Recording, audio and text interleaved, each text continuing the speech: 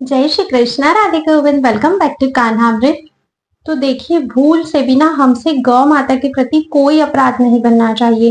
हिंदू धर्म में गौ को माँ का दर्जा दिया गया है।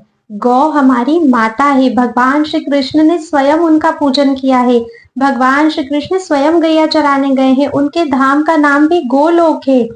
गौ माता को वो इतना प्रेम करते हैं। गौ माता उन्हें अत्यधिक प्रिय है। गौ माता में 33 करोड़ देवी देवता वास करते हैं।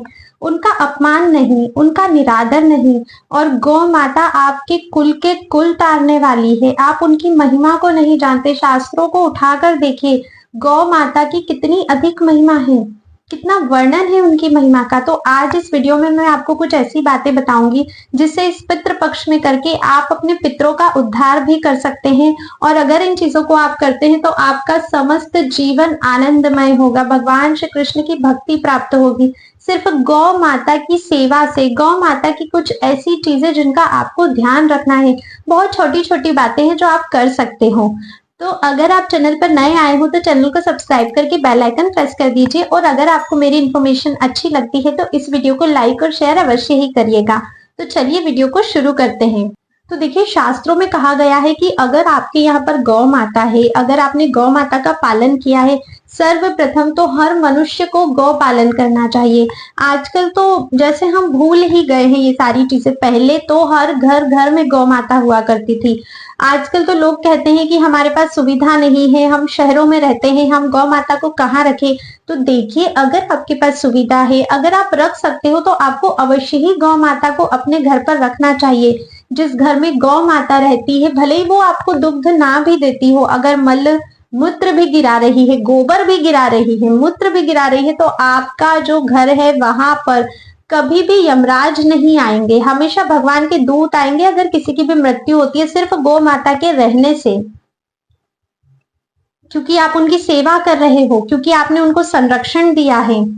तो गौ पालन हम सभी को करना चाहिए। अगर आप गौ पालन नहीं कर सकते हो, अपने घर पर गौ माता नहीं रख सकते हो, तो इतना करिए कि ज्यादा से ज्यादा आप गौ माता की सेवा कर सके। आप गौशाला जा सकते हैं, पास में अगर कहीं गौ माता है। रोज अपने धन में से 1 रुपए तो निकाल सकते हैं गौ माता के लिए। सोचिए, इस संसार में कितने लोग हैं। अगर सभी 1-1 रुपया भी डेली गौ माता की सेवा के लिए निकालेंगे तो कोई भी गौ माता की दुर्गति कभी नहीं होगी। हर गौ माता को वो सम्मान मिलेगा जिसकी वो हकदार है। भगवान श्री कृष्ण गोविंद हमसे कितना प्रसन्न होंगे, गोपाल हमसे कितना प्रसन्न होंगे। और 1 रुपए तो आज के हिसाब से बहुत ही छोटी बात मैं आपको बता रही हूँ। 1 रुपया तो हर कोई निकाल सकता है। तो आप ये चीजें करके देखिए और देखना, आपको अपने जीवन में परिवर्तन दिखेगा। आपको खुद में कितनी खुशी मिलेगी। शास्त्रों में कहा गया है कि अगर आपके यहाँ पर गौ माता है और वो भूखी प्यासी है तो आपके सभी सुकृत नष्ट हो जाते हैं। आपके जीवन में जितने भी पुण्य आपने किए होंगे उन सभी का नाश हो जाता है। गौ माता कभी भी भूखी प्यासी, एक बार आप रोटी मत खाओ, पानी मत पियो, पर गौ माता भूखी नहीं रहनी चाहिए। जिस धरती पर गौ माता विराजमान रहती है वह समस्त तीर्थों से भी पवित्र हो जाता है। बहुत ही मंगलकारी भूमि हो जाती है वो, जहां पर गौ माता विराजमान होती है। यदि कोई बहुत अपवित्र चीज है और वहां पर उस भूमि पर भी अगर आप गौ माता के गोबर से लेप कर देते हो, उस गोबर को वहां पर पोत देते हो, लिपाई कर देते हो, तो वो अपवित्र भूमि भी पवित्र बन जाती है। जब आप भगवान की प्रदक्षिणा करते हो, भगवान की परिक्रमा करते हो, तो जितना फल आपको भगवान की परिक्रमा का मिलता है उतना ही फल गौ माता की परिक्रमा को मिलता है। अगर आप 4 परिक्रमा भगवान श्री कृष्ण की कर रहे हो और वही 4 परिक्रमा अगर आप गौ माता की कर रहे हो तो उतना ही फल आपको मिलता है। इवन भगवान और ज्यादा प्रसन्न होते हैं आपसे। गौ माता का जो पंचगव्य होता है, जिसमें गोबर, गौमूत्र, गाय माता का दूध, उनका दही और उनका घी, इन 5 चीजों से मिलकर पंचगव्य बनता है। कितने ही अपवित्र अवस्था में आप क्यों ना हो, अगर आप पंचगव्य का सेवन करते हो तो आप पवित्र हो जाते हो। सोचिए, गौ माता की कितनी महिमा है। जो लोग जाने अनजाने किसी भी कारणवश गौ माता को कष्ट देते हैं, उन्हें प्रताड़ना देते हैं, उन्हें हाथों से, लकड़ी से, लाठी से, किसी भी चीज से मारते हैं, समस्त पितरों समेत उनके कुल का विनाश हो जाता है। यमराज उन्हें आकर लेकर जाते हैं स्वयं, और यमलोक में ले जाकर फिर तिल तिल करके उनके ना हाथों को काटा जाता है, क्योंकि उन्होंने गौ माता को प्रताड़ना दी थी। तो ये कर्म कभी नहीं, मैंने ना कई सारे लोगों को देखा है, जैसे अगर गौ माता रास्ते में आ गई है या फिर किसी भी कारणवश गौ माता है और वो उन्हें हटाना, तो ना मारते, अरे आप प्यार से भी तो हटा सकते हो, क्या आप अपनी माँ को मारते हो? नहीं ना। तो गौ माता के साथ ऐसा व्यवहार क्यों? अगर हम हिंदू ही गौ माता का संरक्षण नहीं करेंगे, उनके साथ ऐसा व्यवहार करेंगे, तो फिर दूसरों से तो क्या ही उम्मीद रख सकते हैं। कभी ये भूल नहीं करनी है, गौ माता को प्रणाम करिए, पूजा करिए, कभी ना मारिए उन्हें, ना तो हाथ से ऐसे धक्का भी नहीं देना है आपको गौ माता को, बहुत दोष लगता है। अभी तो हमें कुछ भी समझ नहीं आता, पर अगर हमें समझ नहीं आता तो इसका मतलब ये थोड़ी ना है कि वो दोष हमें नहीं लगेगा, अवश्य ही लगेगा। जिस घर में गौ माता के लिए नियम से पहली रोटी निकलती है, जो सदैव पहली रोटी गौ माता को अपने हाथों से खिलाते हैं, उस व्यक्ति समेत उसके समस्त पितृ तृप्त हो जाते हैं, सभी का उद्धार हो जाता है, उसके पितृ उससे बहुत अधिक प्रसन्न होते हैं। तो अगर आप भी अभी तक गौ माता के लिए पहली रोटी नहीं निकालते हैं तो अवश्य ही निकालिए। शास्त्रों में इसकी बहुत अधिक महिमा कही। अगर आपके पास 4 रोटी है तो पहली गौ माता की आप 3 ही खाइए, पर गौ माता का हिस्सा अवश्य ही आपको निकालना है। गौ माता में सभी देवी देवता वास करते हैं। गौ माता के पूजन से, गौ माता की सेवा से आपको सभी देवी देवताओं के सेवा पूजा का फल प्राप्त हो रहा है। भगवान श्री कृष्ण को आप प्रसन्न कर रहे हो, तो ये कार्य आपको अवश्य ही करना है। जब भी कभी गौ माता को प्रताड़ित किया जाता है तो भगवान श्री कृष्ण का दिल बहुत अधिक दुखता है। देखिए, गौ माता की सेवा कोई व्यापार नहीं है ना, आपको उसे सेवा भाव से करना है। जैसे मान लीजिए कहीं पर गौशाला है, किसी के घर पे गौ माता है, अब किसी दूसरे व्यक्ति ने आकर उन्हें धन दिया गौ माता की सेवा के लिए, और अगर वो धन उन्होंने अपने कार्यों में यूज कर लिया, मतलब अगर वो धन उन्होंने गौ माता की सेवा में ना लगाते हुए खुद के लिए यूज कर लिया, खुद की चीजों की पूर्ति के लिए, घर के लिए, गाड़ी के लिए, बच्चों के लिए, किसी भी चीज के लिए यूज किया हो, तो ऐसे में समस्त पितरों सहित नरक जाना पड़ेगा।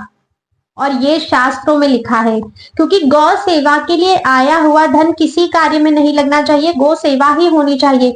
आप चाहे तो गौ माता के लिए भवन बनवाइए, जल की व्यवस्था कीजिए, रहने की, उनके लिए इलाज की व्यवस्था कीजिए, अच्छी से अच्छी व्यवस्था, सब कुछ गौ माता के ही लिए कीजिए, उनकी भोजन की व्यवस्था कीजिए, खुद के लिए एक पाई भी उसमें से ना लीजिए, बहुत अधिक दोष लगता है। क्योंकि कई सारे ऐसे लोग हैं जो गौपालन तो करते हैं लेकिन गौ माता के लिए आए हुए धन को अपने कार्यों में यूज करते, नहीं, कभी नहीं करना है। गौ माता की सेवा आपको बिल्कुल, भगवान, पता है वो लोग धन्य होते हैं जो भगवत भाव से गौ माता की सेवा करते हैं। जैसे हम भगवान की सेवा करते हैं उस तरह से गौ माता की सेवा करते हैं, उनके उद्धार में कभी भी किसी भी तरह की कोई भी बाधा नहीं आ सकती है। ये पितृ पक्ष चल रहा है, आपको अपने पितरों का उद्धार करना है, गौ माता की सेवा कीजिए, रोज उनके लिए एक रोटी निकालिए, देखना आपके पितर आपसे कितने प्रसन्न होते हैं, कितना खुशहाल आपका जीवन होता है।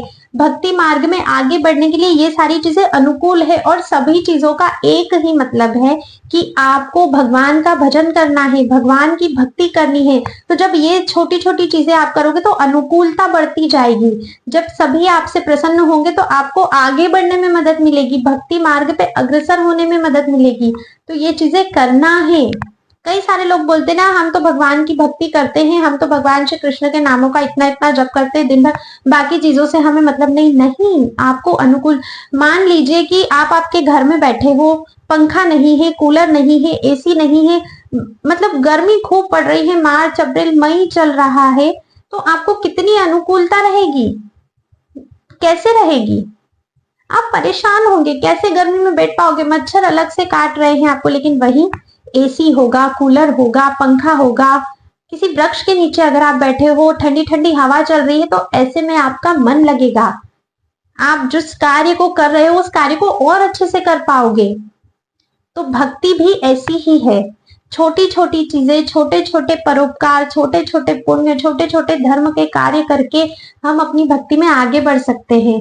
और अगर हम गृहस्थ जीवन में हैं तब तो हमें अपने सभी ऋणों को उतारना है, और उसके लिए कर्म करना अति आवश्यक है।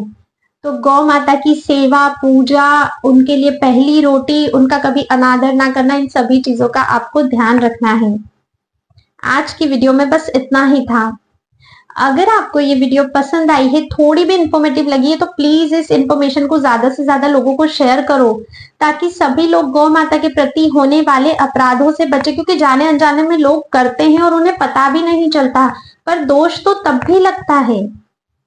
तो ज्यादा से ज्यादा लोगों को शेयर कीजिए ताकि सभी इस चीज से अवेयर हो सकें। आज के वीडियो में बस इतना ही था। मैं आप सभी से मिलती हूँ नेक्स्ट वीडियो में। तब तक के लिए राधे राधे।